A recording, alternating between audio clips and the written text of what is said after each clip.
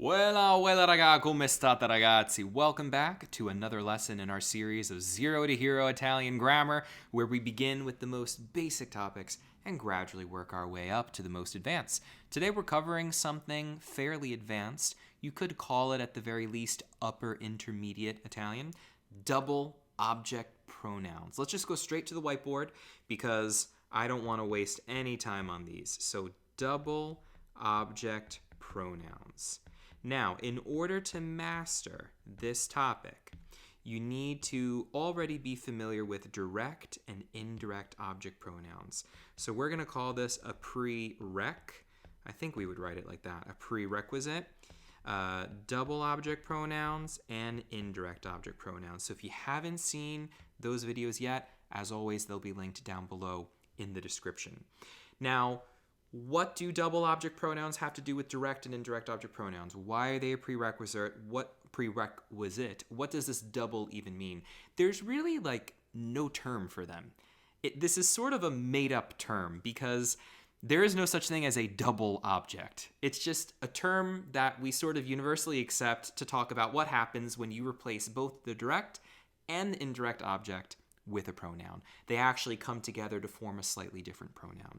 That's what this is. So a double object pronoun, I'm just going to abbreviate like this, is the result of replacing both the direct and indirect objects of a sentence with pronouns. Okay, please forgive the shorthand. I hope it makes sense as I verbalized everything. So let me show you an example. What I'm going to do is I'm going to show you one whole sentence. We're going to replace just the direct object, then we're going to replace just the indirect, and then we'll do both. All right, let's do that. So we're going to be writing this sentence several times. Let's use the verb dire. I love that verb because you can say something to someone, to say or to tell. And that's very important, to be able to do something to someone, because that now means we've got two objects in this sentence. Okay, and I'll also back up and explain all of that again if you guys would like. So, let us say, Anna dice la verità a Marco. Cool. Anna tells the truth to Marco. Cool. So, what have we got going on here? Anna is the subject. So, here's our little review. This is the actor. Who is doing the action in this sentence? Anna. Dice is the verb. This is the action she's doing. She says, she tells something. What does she tell? La verità. This is the direct object of the sentence. It answers the question who or what. Who or what does she do? She tells the truth. And who is she telling the truth to? Marco. That's the indirect object. This receives this, which receives that is done by this. So if you just work your way back, you're going to get there. Excellent. So now, in our last two videos on this topic, we showed how you replace the direct object with a pronoun and then the indirect object. So let's do that in that order. So we're going to replace just the direct object here. So replace direct object. Let's do that first. Okay, fantastico. The direct object pronoun for la verità, a feminine singular thing, is la. Very nice.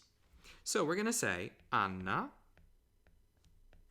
la dice a Marco. And remember, the object pronouns always like to go next to the verb that they have something to do with. Anna la dice a Marco. Anna tells it to him.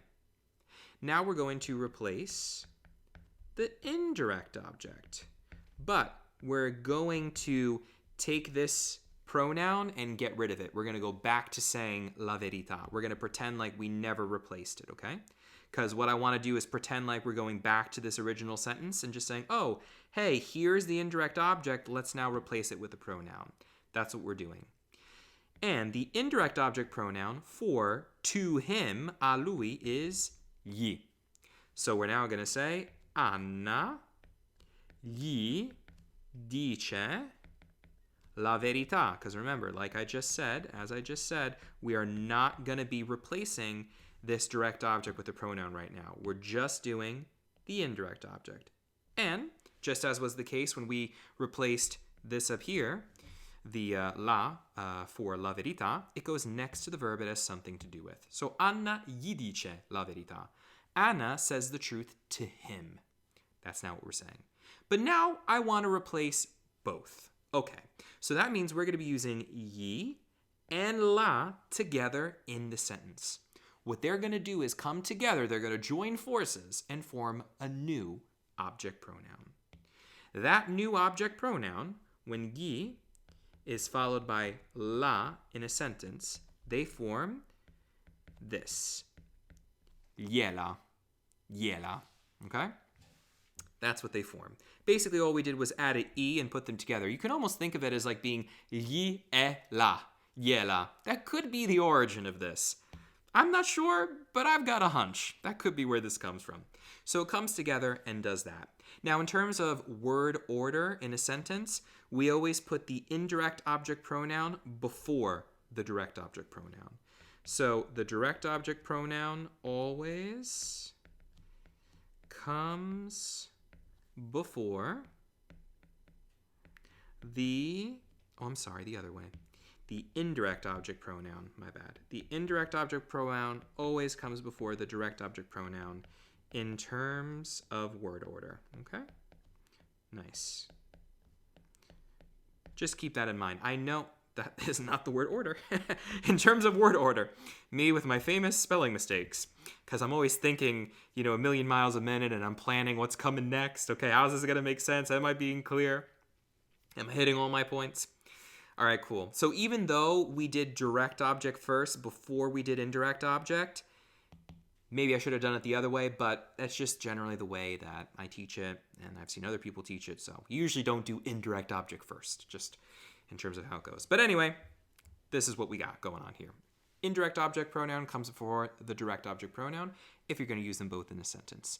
But when you use them both in a sentence, you're going to be making one of these anyway, the double object pronoun. The combined object pronoun is another name for them. So, how do we rewrite the sentence? Keeping this in mind right here. Anna gliela dice. Nice and reduced.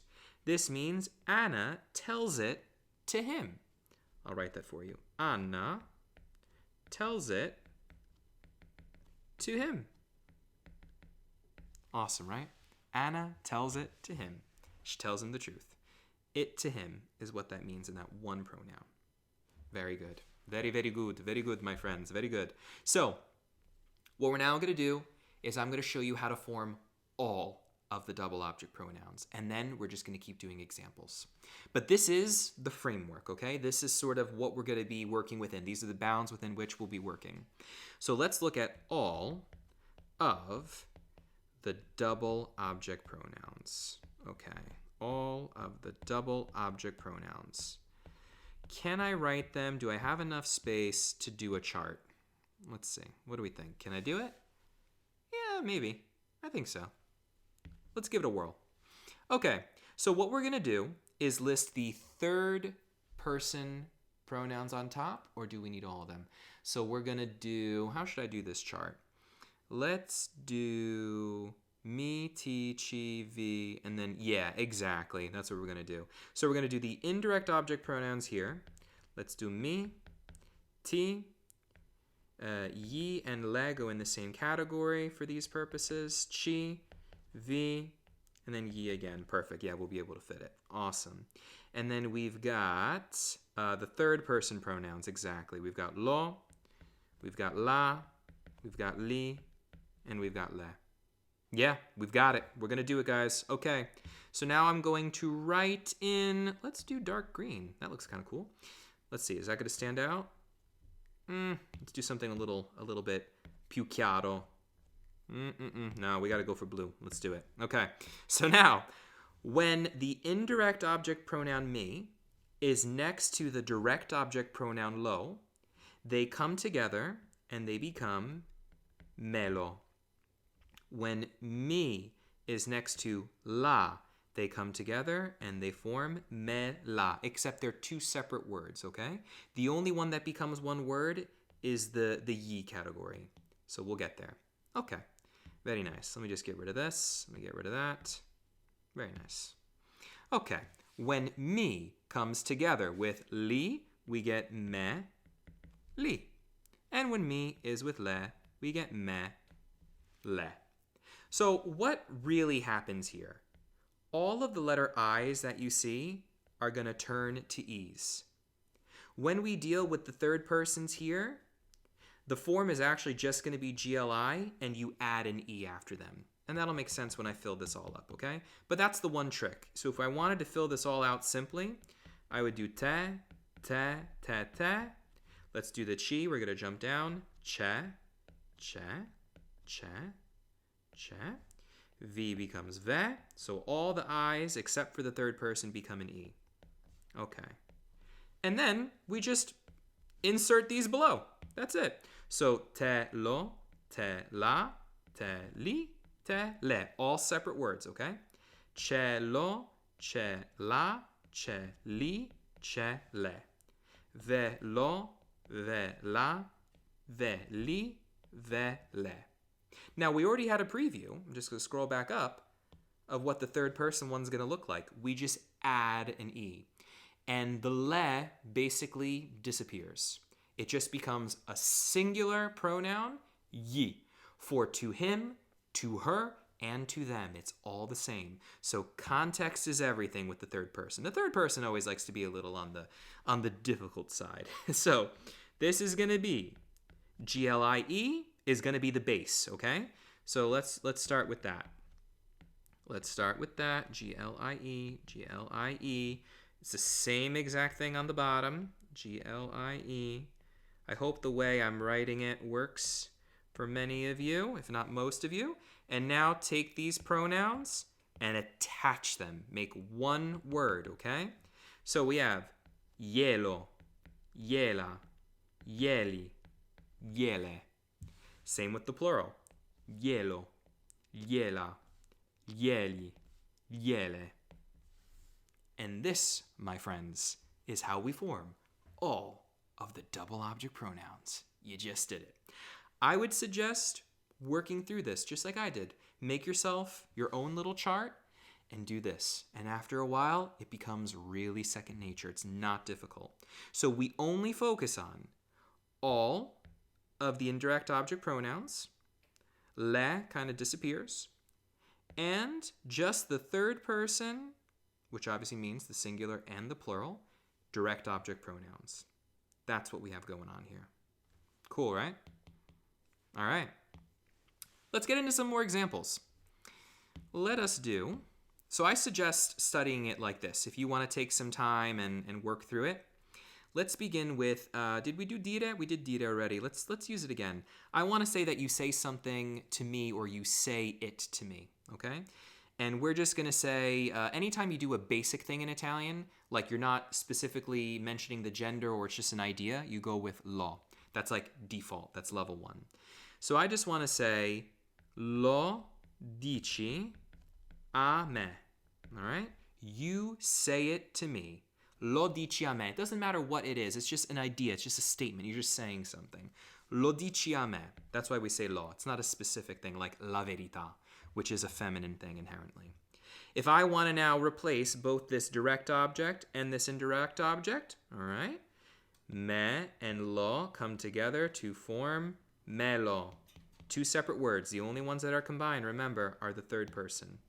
So I'm just going to say me lo dici. And that means you say it to me. Me lo dici.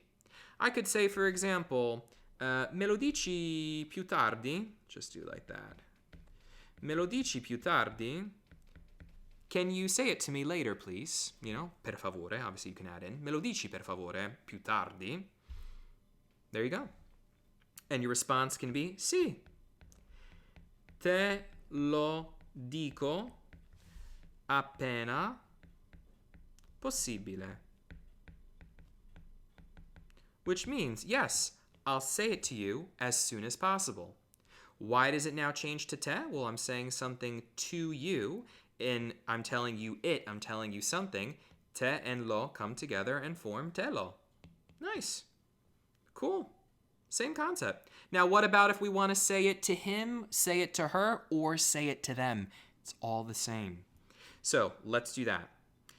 You say it to him. What's it going to be? And it's just a general it, remember. It becomes, you say it. So the verb is being conjugated in the tu form because it's tu dici, right? So we have dici, and you're saying it to him. So lo is going to be next to the indirect object pronoun of ye.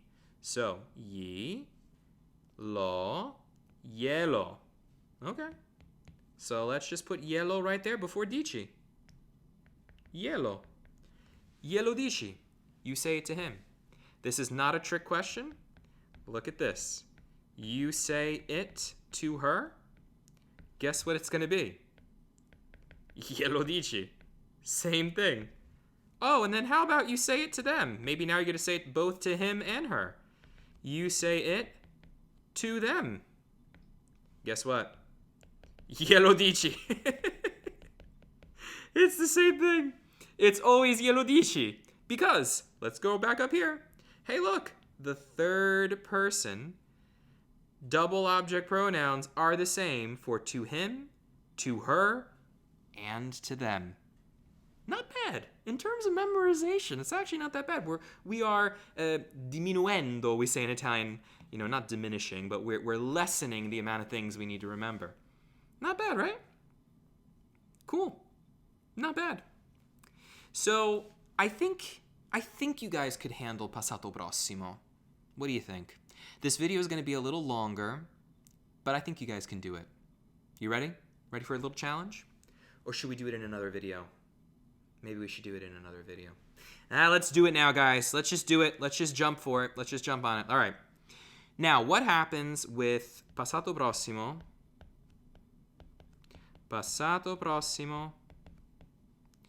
and double object pronouns? Okay.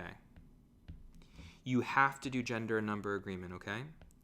Gender and number agreement is necessary, is required.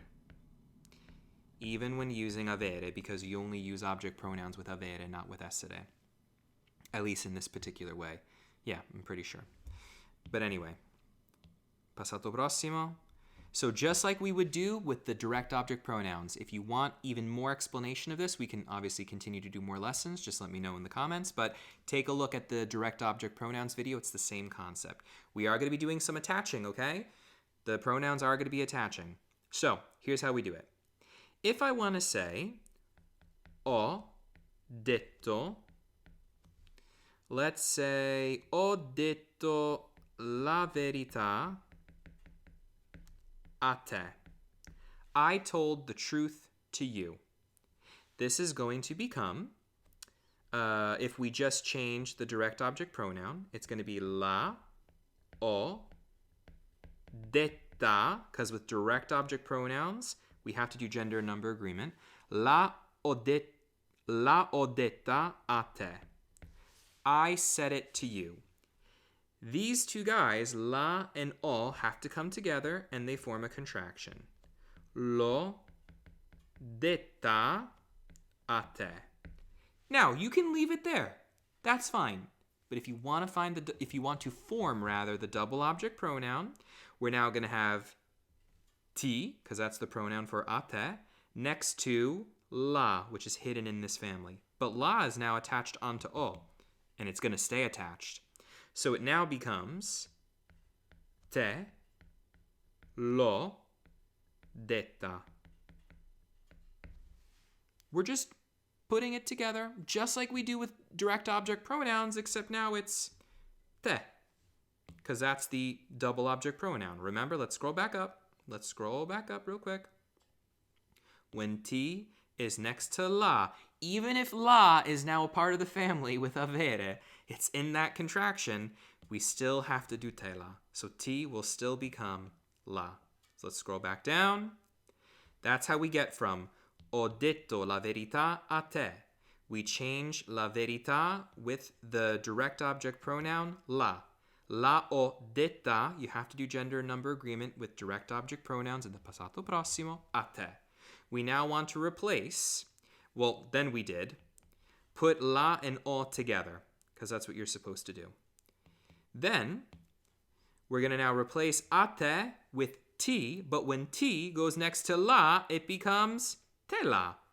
But la is attached onto avere. So I hope that makes sense. Let me just do more examples, okay? I don't want to over-explain it. Let's change it to hai detto qualcosa a me, okay? You said something to me. Ready? Hai detto la verità a me. You said the truth to me. Let's change this. It's going to first be, if you don't combine it, la hai detta a me. These come together. L'hai detta a me. Now I want to take a me, change it to me, because I'm going to use the indirect object pronoun. When me plus la come together, they form me la. So we have me l'hai detta. You said it to me. That's what this means. Now, we do this with lo, we do this with li, and with le as well. So if you said multiple things, for example, maybe hai dato, let's do dare, hai dato I libri, what happened? I libri a me. So you gave the books to me. Let's first do the direct object pronoun. Li does not attach onto avere. Li and le do not. It's only lo and la. So li hai dati, but we still do gender number agreement, a me. Now we want to replace the a me with me. When me plus li come together, they form melli, two separate words. So me, oops, lowercase, me li hai dati. You gave them to me. Now, the last one I'm going to show you, and then we'll wrap it up for today. And if you guys want more practice, we can keep doing it. Let me show you the third person double object pronouns, okay? These guys, right? We have ielo, iela, ieli, and iele, okay? These attach onto avere. Okay, let me show you what that will look like. Let's say we're using o, so just the io o version. It would be ielo, like that. Then G-L-I-E-L, ielo. Oh, you know what? I know an easier way to show you. Let me do it this way. Okay. Let's do it with a verb, okay? Let's do it with dare. Or let's do it with dire. Yeah, let's do dire. So let's first begin with this. Let's do ielo plus o plus dire. And this is going to be in its participio passato form, okay? So I'll put it in that form already for you. And let's do detto. Okay. So this becomes glielo detto. Okay? Let's do gliela plus o plus detto. Or detta is what it should be. It's going to become glielo detta. Glielo detta. Glieli plus o plus detti becomes Glieli ho detti. Sorry about that. Only the singular ones attach. These don't. There we go. Just the singular. And then gliele plus o plus dette, doing the gender number agreement. Gliele ho dette. And there you have it. There you have it. You want to do one more example and then we'll wrap it up? All right, let's do one more example using this. Okay, so let's say I told them the rules. I'm going to be using this. So let's begin in English, okay? So we're going to say, I told, or is English going to make it confusing? Yeah, forget this for a minute. Forget this for a minute. We're going to say, oh. Let's do it in the present, then we'll do it in the past. Yeah, that's even better. Okay. So, dico le regole a loro. Dico le regole a loro. I tell the rules to them. Let's first change le regole with le. So, the first change. Le dico a loro. Okay. Now we're going to change this. This is now going to become gli le dico. Technically, this is wrong, okay? Because we're now supposed to bring them together. So what happens when they come together? We then get gliele dico as one beautiful word. And this is correct. I hope that makes sense. This one with the red X, I just do to show you kind of the steps, okay? They have to come together. Gliele dico. That's where we end up. And this means I tell them to them. So we begin with I tell the rules to them. I tell them to them. And then it becomes I tell them to them again. So in English, that's why English doesn't help.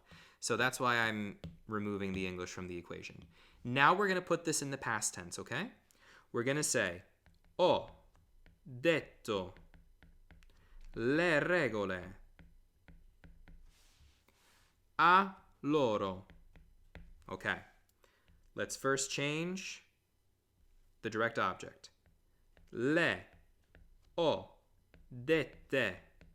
Remember, we just do gender number agreement only with the direct object pronouns in the passato prossimo with avere. Otherwise, we never do it. A loro. Le ho dette a loro.